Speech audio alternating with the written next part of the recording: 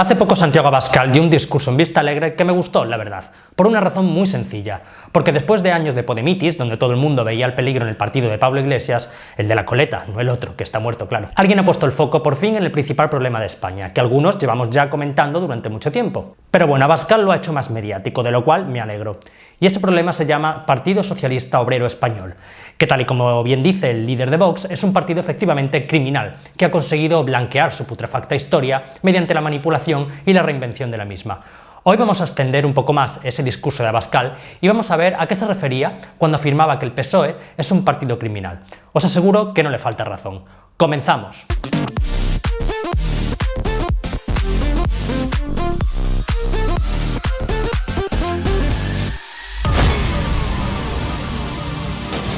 Ya he hablado en algunas ocasiones de la historia del PSOE, pero conviene recordarla con más profundidad señalando algunos de los hechos más sangrantes de este partido colorín. Porque otra cosa no, pero disfrazarse de ovejitas lo saben hacer de muerte. Vamos a ver qué es lo primero que dice Abascal en esa intervención. Y le decimos esto al Partido Socialista Obrero Español, el único partido de los que se presenta que tiene las mismas siglas que hace un siglo.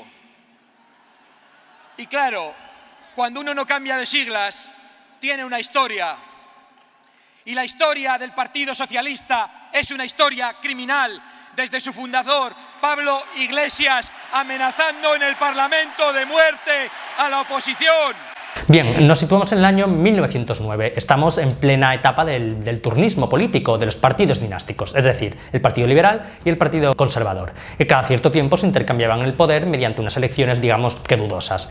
En esta época el presidente del gobierno era Antonio Maura, del Partido Conservador.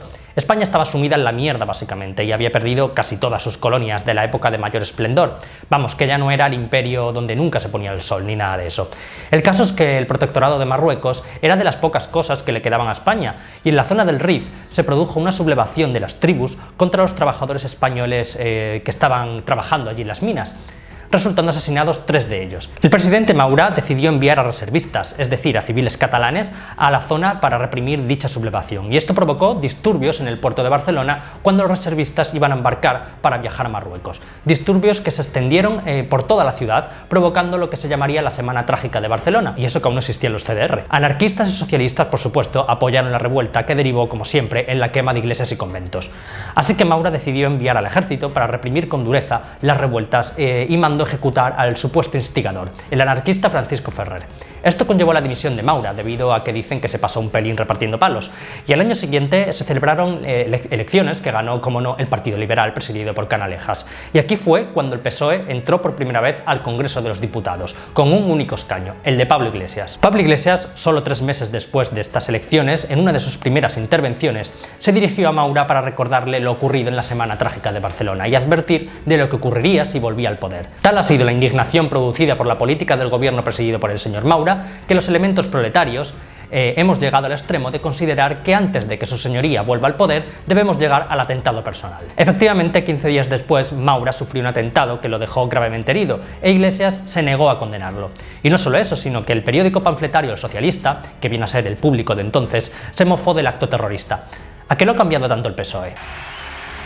Con el golpe de Estado contra la República en el año 34. Bien, ¿a qué se refería Abascal con el golpe de Estado del 34? Quizás a algunos nos suene porque los golpes de Estado de la izquierda se les llama revoluciones. Claro, ellos nunca saltan el poder por la fuerza. Es una toma de poder legítima por parte del pueblo. Pero si se habla de la Revolución de Asturias, seguro que os comienza a sonar. Pues resulta que tras aquel bienio reformista, tras la proclamación de la República, es decir, los 2 años que gobernó la izquierda, desde el 31 hasta el 33, pues llegaron las elecciones generales donde votaban las mujeres por primera vez. ¿Y qué ocurrió aquí? Pues que la derecha y el centro derecha obtuvieron una mayoría aplastante nunca vista. Ganó la CEDA de Gil Robles y la izquierda y el PSOE se dieron un ostión de película. En aquella época el Partido Socialista era presidido por el psicópata Largo Caballero, que en un mitin electoral de aquella campaña de 1933 pronunció estas palabras: vamos, repito, hacia la revolución social. Mucho dudo que se pueda conseguir el triunfo dentro de la legalidad, y en tal caso, camaradas, habrá que obtenerlo por la violencia. Pues efectivamente, como he dicho, ganó la derecha y Gil Robles, tras haber sido llamado fascista durante toda la campaña, como siempre, hay cosas que nunca cambian, tenía todo el derecho legítimo a acceder al poder, pero renunció en favor de Alejandro Lerroux, integrado en la coalición de derechas que se presentó a las elecciones. Pensaron que así la izquierda se calmaría un poco, pero nada más lejos de la realidad. Cuando complaces a la izquierda, esta se vuelve incluso más violenta. Lerroux quiso meter a 3 ministros de la CEDA en su gobierno, y más que debería haber metido, ya que la CEDA era el grupo mayoritario, pero a la izquierda le parecieron muchísimos. Bueno, ya les pareció demasiado que ganara la derecha, pues tal y como dijo Largo Caballero, irían a la guerra si ganaban los fascistas. Así que Largo Caballero cogió la batuta y decidió cumplir su amenaza y organizar un golpe contra la República en toda España. Bueno, más bien pretendió iniciar una guerra civil armando a los mineros con fusiles y explosivos para implantar por la fuerza la República Socialista y su ansiada dictadura del proletariado, al estilo soviético. Desgraciadamente para el Lenin español, el golpe fracasó en toda España, excepto en Asturias, donde los mineros atacaron cuarteles de la Guardia Civil o puestos de mando del gobierno. Este golpe fue duramente reprimido por el ejército de la República y se saldó con más de 2.000 muertos. 2.000 muertos en la espalda del PSOE. Ahí lo llevas. Y obviamente intentó iniciar una guerra civil en el 34. Pero es que paralelamente a esto, Companys declaró la independencia en Cataluña de forma unilateral, apoyada por supuesto por el PSC. Bueno, aún no estaba Mr. Potato, pero no han cambiado mucho, siguen siendo igual de independentistas que entonces, como todos sabéis. Pero de nuevo fue duramente reprimido por la República y se encarceló al líder de Esquerra Republicana y presidente de la Generalidad, Companys. Por eso resulta altamente llamativo los independentistas que salen a la calle con la estelada y la tricolor, cuando fueron los de la tricolor los que molieron a palos a los de la estelada para reprimir su ansiada DUI. Que poca gente había más republicana que Alejandro Lerroux, por muy de derechas que fuera, pero ahí estuvo en el Pacto de San Sebastián. Con el pucherazo de las elecciones de febrero del 1936. Bueno, esta noticia es relativamente reciente. Bueno, no reciente, ocurrió hace 80 años y pico, pero se supo hace bien poco debido a que lo desveló El Mundo tras publicar las actas electorales que llevaban años investigando 2 historiadores. Pues resulta que las actas se falsificaron y se produjo un baile de 50 escaños en favor de la izquierda, es decir, del Frente Popular, pues realmente ganó la derecha por 700.000 votos. La izquierda no podía permitirlo, después de estar dando por culo durante 3 años debido a que no estaban en el poder. Mediante huelgas, intentonas golpistas, asesinatos de opositores, resulta que la derecha volvía a ganar. Suele ocurrir, es como cuando gobernaba el PP y la izquierda no paró de incendiar las calles durante las 2 legislaturas y aún así volvía a ganar Rajoy. Os dejo el enlace al artículo del Mundo donde se habla de este sonado pucherazo.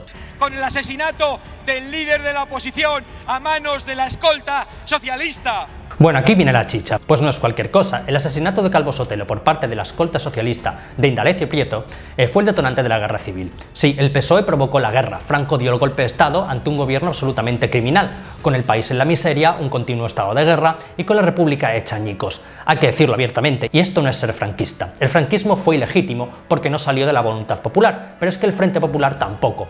Pero bueno, vamos a ponernos en antecedentes. ¿Quién era Calvo Sotelo? Bueno, pues Calvo Sotelo no era un tipo que pasaba por allí, ya era una persona importante en la dictadura de Primo de Rivera, donde fue ministro de Hacienda. Con la proclamación de la República en el 31 se exilió, pero cuando la derecha ganó en el 34 volvió a España y entró en el Congreso de los Diputados y se convirtió en el gran referente de la derecha española. Y esto, claro, le puso en el punto de mira de la izquierda, que estaba más descontrolada que nunca porque no estaban mandando. El otro hombre en cuestión es el teniente Castillo, un guardia de asalto que se dedicaba a entrenar a las milicias socialistas. Bien, se suele decir que el asesinato de Calvo Sotelo fue una venganza por el asesinato un día antes del teniente Castillo. La izquierda, como siempre, justificando sus crímenes. El caso es que el teniente Castillo hizo algo que le hizo ponerse en el punto de mira de sus asesinos. Y es que el 16 de abril de ese mismo año, durante el entierro de un guardia civil asesinado por la izquierda, mató a 2 personas para reprimir una manifestación de derechistas contra el gobierno del Frente Popular. Uno lo mató un guardia suyo y el otro él mismo.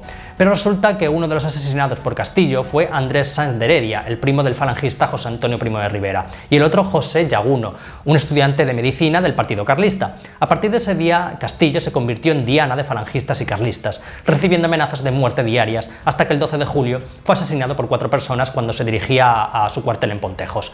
Vamos, que está más que claro que a Castillo lo mataron militantes falangistas y carlistas, y que nada tuvo que ver con la oposición del gobierno en el Congreso de los Diputados, es decir, con Calvo Sotelo o Gil Robles, al que también intentaron asesinar. El caso es que, curiosamente, incluso incluso antes del asesinato de Castillo, a Calvo Sotelo le habían cambiado la escolta de confianza, que fue clave a la hora de que pudieran raptarlo, la escolta del dirigente del PSOE, Indalecio Prieto. Lo metieron en un furgón y le pegaron 4 tiros y lo tiraron en un cementerio. Así que es falso que Calvo Sotelo fuera asesinado en venganza por el asesinato de Castillo, que no era ningún hombre relevante para la política española, pero Calvo Sotelo sí lo era.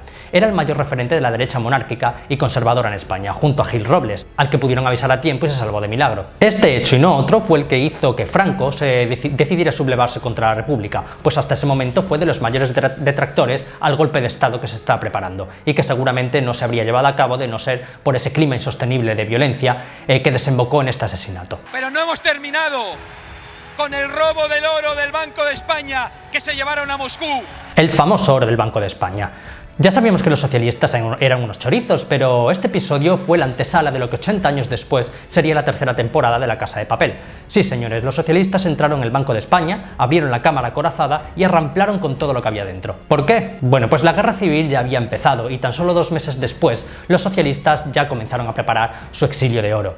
Y qué mejor forma de hacerlo que atracando el Banco de España, que en aquella época era un ente privado. El ministro de Hacienda del Frente Popular, el socialista Juan Negrín, emitió un decretazo por su cuenta que indicaba coger todo el oro del Banco de España y trasladarlo a un lugar seguro ante el incipiente clima bélico que se vivía en España. Así que envió a unos cuantos carabineros y milicianos de la UGT y CNT al Banco de España y obligaron al cajero a firmar la autorización para abrir la cámara acorazada, a lo cual se negó y acto seguido pues le suicidaron. Así que directamente cogieron los sopletes y las máquinas y lo abrieron a la fuerza, sacando las 700 toneladas de oro de su interior y llevándolas al puerto de Cartagena, donde estaban esperando unos cuantos barcos soviéticos para llevarle el oro al Tito Stalin. Esto fue a grandes rasgos el mayor robo de la historia de España, perpetrado por el PSOE. Como dice Abascal, si te presentas con las mismas siglas que hace un siglo, tienes una historia, y la del PSOE incluye el mayor saqueo de nuestra historia. Y podemos seguir con la petición de amnistía para los terroristas en los primeros años de democracia, en los que el PSOE decía amnistía y autodeterminación. Bien, ¿a qué Abascal se refiere a cuando se elaboró la ley de amnistía en el 77 y el PSOE y grupos de izquierda quisieron que se extendiera a los terroristas de ETA? Pero lo más flagrante es lo de la autodeterminación. Sí, el PSOE hasta 1937 mantuvo la postura de la autodeterminación de las nacionalidades de España. Os lo explico. Nos situamos en 1974, un año antes de la muerte del dictador. Los Alcántara aún no se habían mudado de barrio y el PSOE seguía en sus famosos 40 años de vacaciones esperando a que Franco la endiñara. Y resulta que les dio por celebrar uno de sus congresos, en esta ocasión en Suresnes, en Francia. Pues seguían en el exilio, huidos como ratas. Cada cierto tiempo se reunían para relanzar algún programa para establecer sus principios como partido, y esta fue una de esas reuniones. En este congreso se eligió Felipe González como secretario general del PSOE y consensuaron varios puntos a seguir, entre ellos la definitiva solución del problema de las nacionalidades que integran el Estado español parte indefectiblemente del pleno reconocimiento del derecho de autodeterminación de las mismas, que comporta la facultad de que cada nacionalidad pueda determinar libremente las relaciones que va a mantener con el resto de los pueblos que integran el Estado español. El PSOE internacionalista defendiendo la diferenciación de nacionalidades y dándoles privilegios. ¿Coherencia en el PSOE? Ni se la busca ni se la espera. Pasaron de pedir la amnistía a los terroristas a practicar el terrorismo de Estado que deslegitimó la lucha antiterrorista a nuestros guardias y a nuestros policías. Y aquí obviamente se refiere a los grupos GAL, los grupos antiterroristas de liberación, acá grupos paramilitares chapuceros financiados por el gobierno que se dedicaban a asesinar gente, básicamente. Este escándalo mayúsculo, que en cualquier democracia habría llevado la ilegalización ipso facto del Partido Socialista, consistió en la utilización de fondos reservados del Estado para pagar a un grupo de pistoleros que mataran a los etarras, haciendo de forma clandestina el trabajo de la policía de detenerlos y de los jueces de condenarlos. Y algunos diréis, bueno, pero es que mataban a etarras, no es tan malo. Bueno, pues aparte de que España no es el salvaje oeste y aquí a los criminales se les captura y se les juzga, el problema es que el Ministerio del Interior, que financiaba este grupo, empezó a contratar auténticos chapuzas como sicarios portugueses y demás calaña criminal, porque claro, se estaban quedando sin dinero, y eso les llevó a confundirse en numerosas ocasiones a sus objetivos. Por ejemplo, el empresario Segundo Marey fue confundido por los GAL con un líder etarra y fue asaltado en su casa, golpeado, torturado junto a su esposa, rociado con gases lacrimógenos y secuestrado en una cabaña de Cantabria durante días. Así se las gastaba el PSOE. Por este caso fue condenado el ministro del Interior, José Barrionuevo, y nunca jamás se supo quién era el misterioso señor X? Bueno, realmente sí se supo, todo el mundo lo sabe. Otra cosa es que haya sido ocultado sistemáticamente. ¿Pero creéis que el PSOE se sintió avergonzado por este caso? Ni mucho menos. Felipe González y toda la cúpula del PSOE fueron hasta la puerta de la prisión de Guadalajara a despedir y abrazar a Barrio Nuevo a su entrada. ¡Qué maravilla de foto para el recuerdo! Y por si fuera poco, el Partido Socialista ha sumado a esa historia criminal la corrupción, el latrocinio, los seres que todavía se están juzgando en Andalucía y no sabemos si se juzgarán a tiempo. La legalización de las marcas políticas de ETA con las presiones al Tribunal Constitucional. Bueno, sobre los seres no voy a hablar mucho porque tengo un vídeo enterito de casi 20 minutos explicando con todo detalle la corrupción de Andalucía, el cual os voy a dejar en la descripción. Pero sobre la legalización de Bildu sí hay mucho que decir. Corría el año 2011 y el Tribunal Supremo anuló las listas del partido proetarra por entender que era una extensión de Ribatasuna y eran los testaferros de ETA. ¿Quién lo iba a imaginar teniendo el mismo líder? El caso es que los terroristas que están en contra del Estado español, de sus estructuras y de sus tribunales, acudieron al Tribunal Constitucional y sorprendentemente les dieron la razón, por 6 votos a 5. ¿Y qué 6 votaron a favor de permitir participar a Bildu en las elecciones? Pues los 6 magistrados nombrados por el PSOE. ¿Y qué pasó ese mismo año en que Bildu fue legalizada? Pues sorpresa, qué casualidad, que ETA anunció el fin de las acciones terroristas. Nadie lo habría pensado. Les abristeis las puertas a las instituciones y dejaron las armas, justo lo que querían. Vaya, ¿de qué derrota estamos hablando? Si ETA triunfó, le ganó el Estado perdió y se humilló como una rata ante estos asesinos. Pero es que al año siguiente pasó lo mismo con otra marca de los terroristas, Sortu. También fue legalizada por el Constitucional con la misma proporción de votos. De nuevo votaron a favor los magistrados designados por el PSOE. El pacto con los golpistas que dieron el golpe en Cataluña para hacer una moción de censura al gobierno de España. Esa es la historia del Partido Socialista que nosotros vamos a recordar. Bueno, y la moción de censura con toda la morralla del Congreso que ya todos conocemos. Y yo añadiría muchísimas cosas más, pero os lo voy a dejar en unos cuantos vídeos que he hecho sobre mi querido PSOE. Pero esto es muy a grandes rasgos la historia que el PSOE te quiere ocultar, un partido criminal con la historia más putrefacta que jamás haya tenido una formación política en España actualmente. Un partido que no merece el más mínimo respeto por parte de un demócrata, ya que han odiado siempre la democracia y las libertades. No me cansaré de decirlo, el día que el Partido Socialista desaparezca del mapa, este país será primera potencia mundial. Pues hasta aquí mi vídeo de hoy, como siempre, si os ha gustado podéis suscribiros y si no, pues ya sabéis, podéis dejar vuestro insulto aquí abajo.